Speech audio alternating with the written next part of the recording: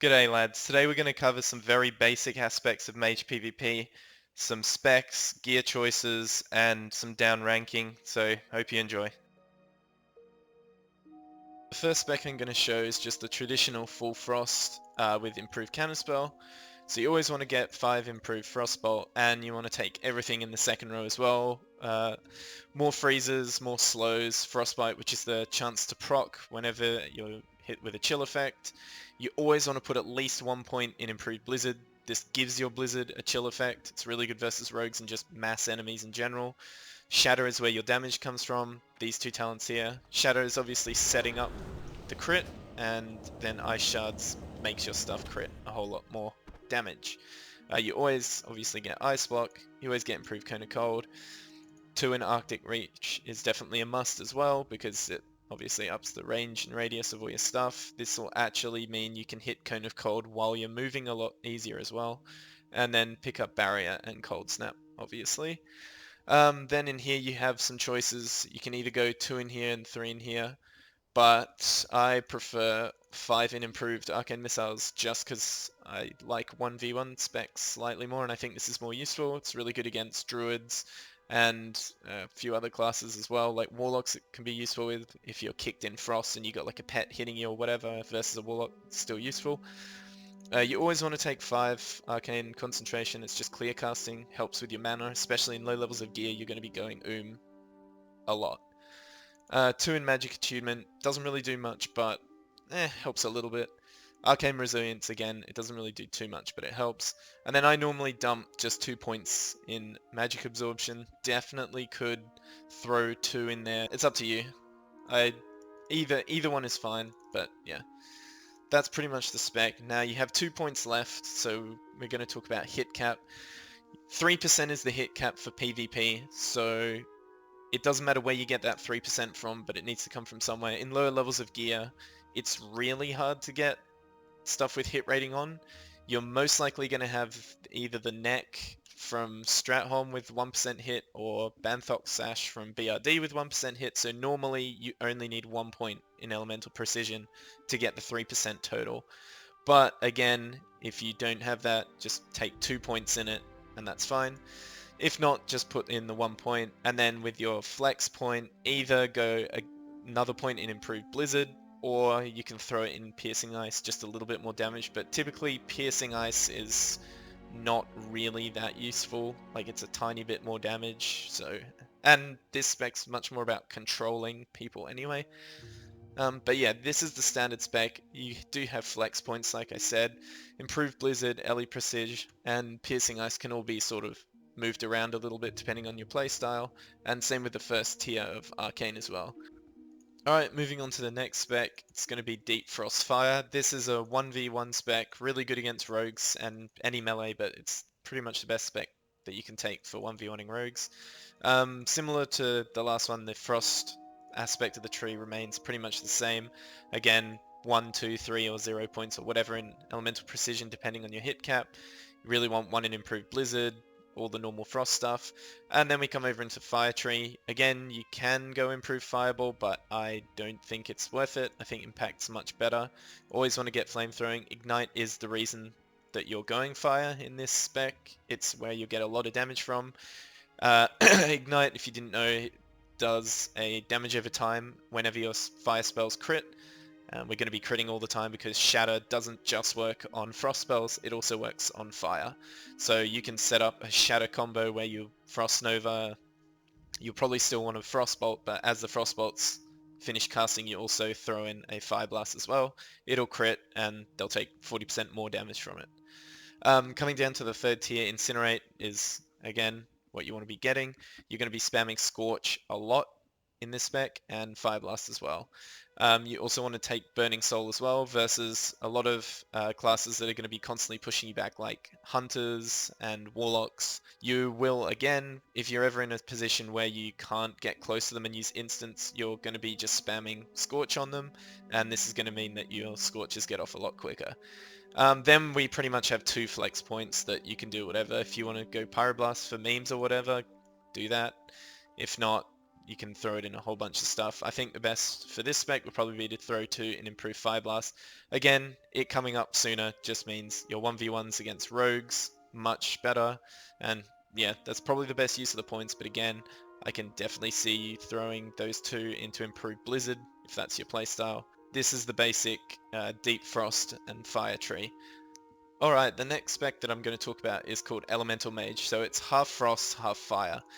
There's a couple of different ways to build this spec. I'm going to go over the main base talent points of what I consider the base of the spec to be, and then we can look at flex points afterwards. So the core of damage coming from these builds is going to be your instant casts. So it's going to be Cone of Cold, so we take Imp Cone of Cold. It's going to be a lot from critting with Fire Blast, which is why we take Ignite. Flamethrowing helps Fire Blast a lot, and obviously Shatter. Incinerate helps that as well. Burning Soul, same as before. We are going to take Pyroblast with this spec. Again, it's not particularly useful, but it's to enable us to get Blast Wave. The only time you'll really be using Pyroblast is out of a polymorph if you know that you can actually get the cast off, but it's not really that important. On the 4th tier, the best thing to get is Improved Scorch. It's useful. The tooltip is bugged here. It stacks 5 times with 3% per stack, meaning 15% more fire damage taken, which is nice. And Blast Wave. So this is pretty much the core of the build. You use instant casts. It's very squishy. We don't have Ice Barrier. We do have Ice Block and Cold Snap, but this spec is pretty much you burst out the enemy before they kill you. But now looking at the 5 flex points, again, Elemental Precision probably going to be 1 point in this. The way I like it, I really like Permafrost, at least sort of 2 points in there, because then you really want to have 1 for Improved Blizzard. So that's definitely one spec you can go, but I feel really bad not taking Arctic Reach for my Nova and Improved Cone of Cold, so that's another variant you can go. But basically, if you take out these 5 points here, that's the core of the build, and then you have 5 flex points to do with whatever you want. I've seen people go Critical Mass just for more damage, or you can go more control into Frost, or you can even take utility stuff like the Fire Blast cooldown. It's up to you. But yeah, that's the core of the Elemental Mage spec. The last spec that I want to cover in this video today is called 3-Minute Mage. So as the name implies, it's 3 minutes, meaning Presence of Mind 3-minute cooldown, and Arcane Power 3-minute cooldown. So once again, we're going to go right down in Arcane. We're going to get the usual stuff that we get in here. Improved Counterspell, Arcane Meditation. We're going to keep going. We're going to take Arcane Mind, Arcane Instability. Next couple of points of flex. I'm just going to throw 1 in here. Again, you can throw it in wherever you like. You basically just mash this and this in a macro together, hit the button, and then throw out a Pyroblast. Again, if it crits, you're going to instantly win no matter what. You don't need your Pyroblast to crit with this spec, because the amount of damage that you'll have early on in the game from a 30% more damage Pyroblast hitting somebody in the face along with your other instance is so much that they probably won't have the gear to not die to it, even if it doesn't crit. So yeah, again, if somebody's smart and they manage to have a fire reflector and just outplay you and reflect it in your face, then well done, you've killed yourself. But yeah, typically, do not be surprised to see this spec at the start, and also, if you ever want to try out 3-Minute Mage, or Dickhead Mage as I call it, I would recommend doing it at the start before people start getting enough stamina to where, if you don't crit them, you just lose. But yeah, it obviously goes without saying, without your 3-minute cooldowns, this spec is total garbage. You'll probably lose to pretty much everything that's not a potato. Gearing a mage or caster in general in Classic is a lot more difficult towards the start. Ideally, we need a mixture of stamina, intellect, and defensive stats like spell power, crit, and hit rating. But most of the early gear doesn't have that. It either has one or the other. So it'll either have strong base stats or strong damage stats. An example of this that I've got here are rings. So one of the rings I've got is Blood of the Martyr, which is a great PvP ring. 15 stamina and 10 intellect is a huge amount of stats, but it has no offensive stats on it whatsoever. So the other ring that I've chosen to go with is Ring of Spell Power, which is the opposite. It has absolutely no base stats on it whatsoever, but it has a huge amount of damage and healing. So by doing this, I'm supplementing having two balanced rings by having one that's on the extreme end of damage and one that's on the extreme end of survivability and utility through stamina and intellect. If you have too many offensive stats, you're just going to fall over. And the opposite, if you go for too much stamina and intellect, yeah, you're going to have a huge health and mana pool, but when you get somebody into like a shatter combo or a Pompyro or something like that, you won't have the damage to actually combo them down. So gearing is a process that you really need to be active in thinking about, and you always need to gear to your playstyle, to your spec, and in relation to other bits of gear that you already have. With that in mind, there is a basic stat priority for PvP. First of all, spell hit 3% no matter what is the most important thing. It doesn't matter if it comes from gear or from spec, we just need that 3%. Following that, I would say spell power, stamina and intellect are all very important. Again, it depends on your playstyle on which one you want to favor. I normally like keeping them somewhat balanced. I don't like having too much of a mana pool and yet no damage or no stamina, and conversely, I don't like going full glass cannon. But again, if that's your playstyle, go for it. Stats to watch out for that aren't really particularly useful in PvP would be things like Spirit and Resistances. They do have application for sure, they're not dead stats, but they are not as important as Spell Power, Intellect, and Stamina. Another thing that's worth a quick mention is how essential your mana pool is to you, especially early on. Once the gearing has started and you're working your way up in raids, it doesn't really become too much of an issue, but especially early on, even using green items that just have stamina and intellect on, just to supplement your mana pool so you don't just go just killing one person, are really important, and it's something you should definitely keep in mind.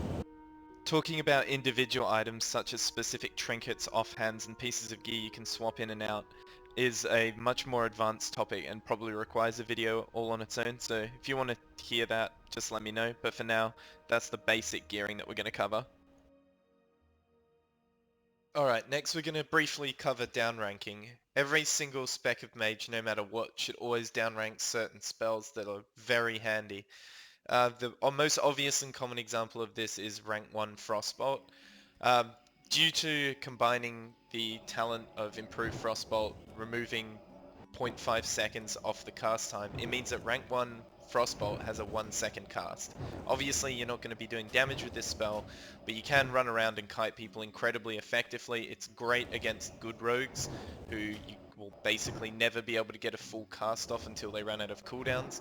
It's very good for also proccing Frostbite, and it's just mandatory for any half-decent mage to use, no matter what.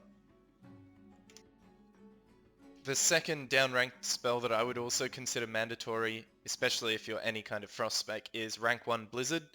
Rank 1 Blizzard combined with talents in the Frost tree that give it a chill effect, mean that you basically have an incredibly cheap area of effect heavy slow. This is good obviously when you're dealing with groups of any kind of players or mobs or anything, but it's also effective against rogues trying to get them out of stealth. As soon as you tag them with it, not only do they obviously pop out of stealth, but they're also heavily slowed. Also, people that try and pillar you, kite you around, say like thick trees or something like that, you can put it down to the side of it and slow them behind it and then walk up to them. It's an incredibly useful spell, and again, everybody needs to use it. Downranking Arcane Explosion to rank 1 to AoE Rogues and Druids out of stealth is mandatory for all specs. Equally, rank 1 Fireball to apply a damage over time effect quickly to a rogue to stop them from vanishing. Rank 1 Cone of Cold to apply a heavy slow on an instant cast. Rank 1 Frost Nova as well, also should have the same duration but just lower mana cost.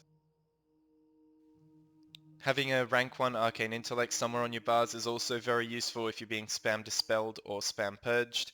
And also downranking Polymorph to rank 1 can be good as well. I've run into some issues where it doesn't last as long as it should do. That's probably a private server issue, but again, that's something we'll have to see when Classic comes out if it's worth downranking Polymorph or not. But it's definitely something to consider. Having a rank 1 arcane missiles is also pretty useful as well. If somebody's trying to line of sight you to say get a re-stealth or something like that and you're running out of mana, throwing up a rank 1 arcane missiles as they run around the corner to break line of sight will also keep channeling and keeping them in combat. Ideally you want to use max rank to also do damage, but sometimes you don't have the mana pool for it because it is an incredibly expensive spell at max rank. So using rank 1 is a good solution to combat that problem. Well, that does it for the basic guide on talents, gear, and downranking. I can do more guides in the future on advanced topics if you want, but yeah, just let me know. And thanks a lot for watching, guys. See you later.